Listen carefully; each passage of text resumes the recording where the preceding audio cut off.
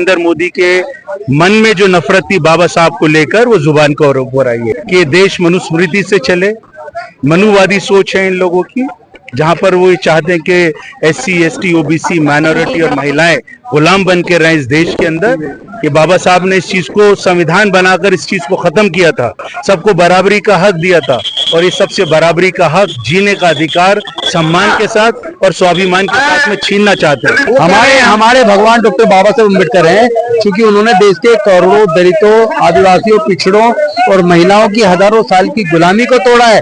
और इस गुलामी को तोड़ने में उन्होंने अपने 5 में से 4 बच्चों को खोया है, अपनी जवान पत्नी को गंवाया है। तब कहीं जाकर हमारी आजादी का रास्ता उन्होंने बनाया, हमारे पढ़ने लिखने का, नौकरी का रास्ता उन्होंने बनाया, रिजर्वेशन की व्यवस्था उन्होंने की। तो हमारे भगवान तो कोई और नहीं है, किसी ने हमारा उद्धार नहीं किया। हमारे करोड़ों दलितों, पिछड़ों, आदिवासियों, महिलाओं का उत्थान डॉक्टर बाबा साहब अम्बेडकर जी ने किया।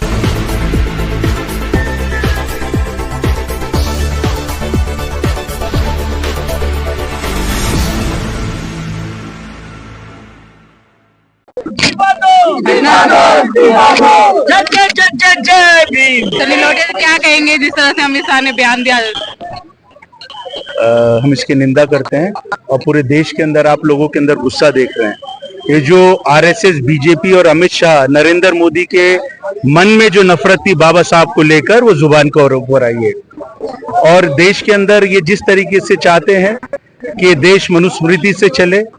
मनुवादी सोच है इन लोगों की, जहां पर वो ये चाहते हैं कि SC ST OBC माइनॉरिटी और महिलाएं गुलाम बन के रहें इस देश के अंदर। ये बाबा साहब ने इस चीज को संविधान बनाकर इस चीज को खत्म किया था, सबको बराबरी का हक दिया था, और ये सबसे बराबरी का हक, जीने का अधिकार सम्मान के साथ और स्वाभिमान के साथ में छीनना चाहते हैं।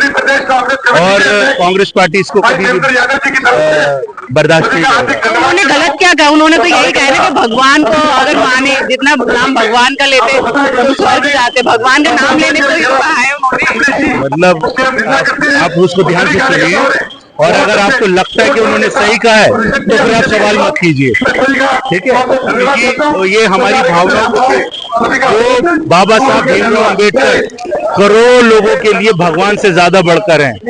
जिस भगवान की वो बात कर रहे हैं उसको शायद किसी ने नहीं देखा, लेकिन is a living God. Baba Saheb Bhimrao Ambedkar is the living God, और उन्होंने इस देश के अंदर महिलाओं को, खासतौर पे आप महिलाएं, आपको बराबरी का हक दिया, नहीं तो आपको अधिकार नहीं था। ये RSS की जो मनुवादी सोच है उसके हिसाब से। तो BJP, नरेंद्र मोदी जी ने उनकी सफाई में कहा है कि हम उनसे ज्यादा मानते हैं। ये मक्कार लोग हैं, ये उसके संविधान को खत्म कर इस देश को चलाना चाहते हैं। हम इनकी बातों पे नहीं आने। सर, क्या कहेंगे जिस तरह से अमित शाह जी ने अम्बेडकर साहब के बारे में बोला है, और उसके बाद आप लोग सड़कों पे हैं, लगातार प्रदर्शन जारी है, जबकि उन्होंने सफाई भी दे दिया है कि ऐसा कुछ हमारा मंशा नहीं था। सफाई नहीं चाहिए, इस्तीफा चाहिए। उनका शब्द, उनकी भावना देश के करोड़ों दलितों के भगवान के प्रति उनकी जो भावना दिखी है, उससे करोड़ों लोगों की आस्था को ठेस पहुंची है। हमारे भगवान डॉक्टर बाबा साहब अम्बेडकर हैं, क्योंकि उन्होंने देश के करोड़ों दलितों, आदिवासियों, पिछड़ों और महिलाओं की हजारों साल की गुलामी को तोड़ा है। और इस गुलामी को तोड़ने में उन्होंने अपने 5 में से 4 बच्चों को खोया है, अपनी जवान पत्नी को गंवाया है। तब कहीं जाकर हमारी आजादी का रास्ता उन्होंने बनाया, हमारे पढ़ने लिखने का, नौकरी का रास्ता उन्होंने बनाया, रिजर्वेशन की व्यवस्था उन्होंने की। तो हमारे भगवान तो कोई और नहीं है, किसी ने हमारा उद्धार नहीं किया। हमारे करोड़ों दलितों, पिछड़ों, आदिवासियों, महिलाओं का उत्थान डॉक्टर बाबा साहब अम्बेडकर जी ने किया है। और वो अमित शाह, उनकी पार्टी और उनका संघ RSS, वो देश के संविधान से नफरत करता है, वो मनुस्मृति को मानता है। वो जो 400 पार का जो नारा था, क्योंकि 2025 में RSS को 100 साल हो रहे, तो वो तो 2025 तक देश का संविधान बदल के नया संविधान तैयार करके रखा हुआ था, और फिर हिंदू राष्ट्र बनाने का जो उनका सपना था। तो वो भावना कहीं ना कहीं दबी हुई भावना उनके शब्दों में निकल के आती है। वो सफाई देना बंद करें, इस्तीफा दें। तो मोदी जी कह रहे हैं इस पे कि हमसे ज्यादा अम्बेडकर की कद्र कौन करता है, चाय वाले से प्रधानमंत्री तक अम्बेडकर ने पहुंचाया। तो उनको सम्मान भी तो दे दो। आए दिन उनकी मूर्तें टूटती हैं, आप चुप्पी साधे रखते हो। उनके बच्चों को पढ़ाई को इतना महंगा करते हो, पढ़ भी नहीं सकते, खर्चा नहीं उठा सकते। आपने जितनी उनकी नौकरियां सार्वजनिक उपक्रम में लग जाया करती थी, गवर्नमेंट ऑफ इंडिया में लग जाया करती थी, या स्टेट गवर्नमेंट में लग जाया करती थी, आपने सब कुछ बेच दिया, प्राइवेटाइज कर दिया, उसके तो नौकरी के रास्ते भी बंद कर दिए। लोन की व्यवस्था है नहीं। स्पेशल कंपोनेंट प्लान फंड जो शेड्यूल कास्ट के लिए होता था उनकी जनसंख्या के अनुपात में, और उसी तरह ट्राइबल सब प्लान फंड आदिवासियों के लिए होता था, वो फंड आपने काट दिया। सारी योजना उनकी बंद होती जा रही है, स्कॉलरशिप है नहीं, तो आप सब कुछ खत्म कर रहे हो। तो फिर ये झूठा ड्रामा मत कीजिए। हम जानते हैं कि आप डॉक्टर बाबा साहेब अम्बेडकर जी से और उनके बनाए संविधान से नफरत करते हैं। आपको मनुस्मृति प्यार है, मनुस्मृति लागू करना चाहते हैं, हम जानते हैं। तो आप लोगों की मांग क्या है? अब सीधी सीधी बात है, अमित शाह जी सफाई मत दीजिए, तुरंत इस्तीफा दीजिए, और साथ ही साथ आपके इस कृत्य के लिए देश के प्रधानमंत्री मोदी जी माफी मांगे। तो ये आपने सुना दिल्ली सरकार के पूर्व मंत्री राजेंद्र पाल गौतम जी इसको, और इनका कहना है कि जो सफाई है मोदी जी की और अमित शाह जी की वो नहीं चलेगी।